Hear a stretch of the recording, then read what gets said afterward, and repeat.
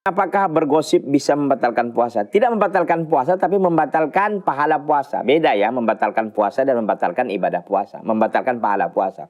Karena memang gosip ini di luar Ramadan atau di dalam Ramadan itu tidak boleh. Bukan berarti di Ramadan aja nggak boleh, Ramadan boleh. Tidak. Ya, jangan dipahami. Kadang-kadang orang terlalu menyederhanakan masalah. Bahwa gosip itu hanya nggak boleh di Ramadan. Di luar Ramadan ya silahkan saja gosip. Nggak benar. Ini gosip ini dosa besar. Ya, dosa besar. Karena kenapa? Karena menceritakan orang lain. Ghibah namanya itu. Menggibah itu dosa besar.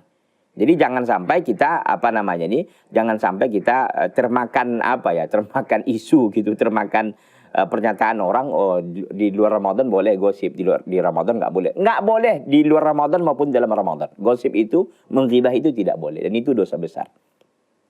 Dan itu tidak membatalkan puasa tentunya, tapi membatalkan pahala puasa kita. Kita kan ingin puasa kita itu sempurna di hadapan Allah SWT. Maka sibukkan diri dengan ketaatan, jangan dengan gosip, ya.